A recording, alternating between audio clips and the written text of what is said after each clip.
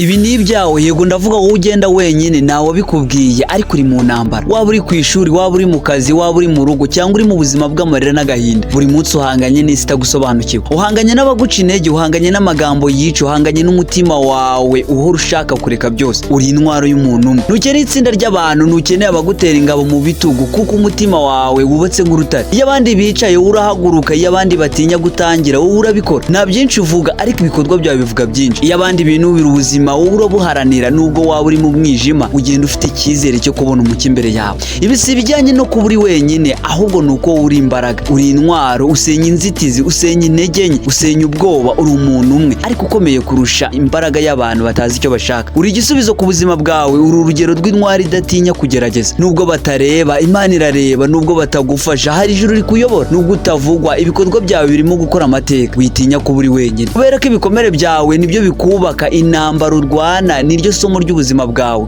Komeza intambwe, ntureke uwo uriwe. Kuri intwari yonyine, uri intwari isenya, uri umuntu udatsindwa. Ushobora kuba utaravukiye mu muryango w'abakire, ushobora kuba utarize amashuri arenze, ushobora kuba utaragize amahirwe nk'abandi, ariko Imana yaguhaye umutima utinyuka, n'amaguru atajya yemera gusubira inyuma. Ndakwinginze ntuzategereze ko abandi bagusunika, wowe ni wowe wihagurutsa. Ngaho tangira. Bavuga ko iyo uri wenyine ushobora kunanirwa, ariko ntibavuga ukuri kwa nyako, kuko hari igihe kuba wenyine aribwo buryo bwawe bwo kwiyubaka. Ubwinguge bwawe n'inzozi zawe ntibukenera amajwi menshi, bukenera umutuzo, kandi uwo mutuzo uboneka iyo abandi bose bagiye. Iyo abandi basinziriye nibwo ukanguka ugafata icyemezo cyo gukomeza urugendo. Nibwo wandika inzozi zawe ku rupapuro, nibwo usenga, nibwo uganiriza Imana. Si uko udafite inshuti, si uko udakunzwe, ni uko uri ku nshuro ya nyuma yo kubaka ubuzima butazongera kwangizwa n'amagambo y'abandi. Imbaraga z'ukuri ntizivuga cyane, imbaraga z'ukuri zikorera mu gicucu, zikorera mu guceceka. Uri uwo muntu ufite ibintu byinshi bihishe imbere yawe abantu batabasha kubona. Ntuzabisobanurire buri wese, ntuzirirwe usabwa kumva, kuko uzi icyo uri cyo n'icyo ushaka kugeraho. Ibyo wanyuzemo si ubusa, ntabwo byari ubusa ko wakomerekejwe ukarira wenyine ukabura bumva. Byari igice cy'amasomo, byari igice cyo gutegura intwari yonyine. Intwari itavugwa mu bitangazamakuru, intwari idahabwa imidari, ariko intwari ifite icyerekezo, ikagira umutima utajegajega. Reka nkubwire ibyo abandi bantu batakubwira, wowe uri umuntu ukomeye cyane. Niba utarabibwiwe, reka mbikubwire uyu munsi. Uri umuntu utanga icyizere, niyo waba utarakigeraho wowe ubwawe. Hari igihe isi yose bisa naho yahagurukiye kukunaniza, uko ugerageje kwiyubaka niko ibintu bigushwanyagurikiraho. Inzozi zawe zikamera nk'aho ziri kugutera ubwoba aho kukurema. Abantu ukunda bakaguca intege, inshuti zahoze ari indakemwa zikagutera umugongo, ariko hari ikintu kimwe kidashobora kukuvamo: umutima w'intwari. Iyo umutima wawe ucitse intege, hari ijwi rito rikomeza kukubwira riti komera gato, komeza intambwe imwe, nta mpamvu yo gusubira inyuma. Ese hari ubwo wigeze wicara ukumva ushaka kurira, ariko amaso yawe akakubwira ngo nta muntu n'umwe witeguye kukubaza utumeze ute? Ese hari ubwo wagerageje gusobanurira umuntu agahinda kawe, ariko bakaguca intege aho kugufasha? Iyo ni inzira y'intwari, ni inzira y'umuntu wese wiyemeje kuba uwo agomba kuba, nubwo nawe ubikwifuriza. Gukomera si ukutababara, ahubwo ni ukwihagararaho nubwo wababaye. Gutsinda si ukutagira ibikomere, ni ukwihagurutsa nubwo bikurya, nubwo amaguru yawe ananirwa, nubwo umutima wawe uneshwa. Intambwe yawe ya buri munsi niyo yubaka igihangaje uri kubaho. Ntacyo waba uri kunyuramo uyu munsi kizagutsinda igihe cyose ukomeje guhaguruka. Uru rusobe rw'imbaraga, ibyiringiro n'ubwenge. Buri gisebe cyose ufite, buri ndwara yose ufite, uko unanijwe, uko ubabaye, buri mwijima waciyemo byakugize intwari. Nta muntu ukwiye kugira ubwoba bwo kugerageza nubwo utabona ubufasha. Nta muntu ukwiye kugira ubwoba bwo kugenda wenyine, kuko uri ku nzira yawe bwite. Hari igihe ubuzima bukugaragariza ko bwahindutse urubanza rukomeye, ariko iyo ugeze ku ntego, icyo kigeragezo kiba ari isomo rikomeye. Umutima wawe utanga icyizere, ariko nta kintu gisumba kuba intwari mu gihe uri wenyine. Iyo utinya kugenda wenyine, uba ukwigisha ko imbaraga ari ubundi buryo bwo gukurikirana inzozi zawe, si iby'agahato, ahubwo ni ugufata inzira no kwirengagiza ibyo abantu bavuga, kuko wowe ubwawe uri umuyobozi. Nubwo hari igihe utabona inshuti cyangwa abandi batakubona nk'uko wifuza, ugomba kumenya ko ibyiza biri imbere. Ibyo ukora byose ni byiza, kandi uko ugenda neza mu nzira yawe niko uzakora byinshi birenze uko abandi babibona. Ubuzima bwawe si uko abandi babusobanura, ahubwo ni uburyo wowe ubona ejo hazaza hawe. Ntukemere kubura amahirwe, ahubwo shaka inzira yawe ahantu hakwiriye, utitaye ku byo abandi bavuga. Intwari yonyine ntiyemera ko urugendo rwayo rwigirwaho n'abandi, ahubwo ikora ibishoboka byose kugira ngo igere ku ntego zayo. Abantu benshi bashobora kubona ibyago ibihe bitandukanye, ariko iyo urwana intambara y'umutima ugaharanira kugera ku byiza, imbaraga zawe ziba zifite intego. Ibyo udashobora kubona ubu uzabibona ejo. Komeza ugende, uko byagenda kose uri intwari, uri imbaraga, uri intambara, kandi uzagera kuri byinshi wifuza. Wowe ntukite kuri abo baguca intege, abo bakubwira ngo ntuzabishobora, abo bakubwira ngo nta kintu uzageraho. Kora cyane, ntugacike intege. Ngaho kora subscribe, like, share na comment. Rwanda Event TV.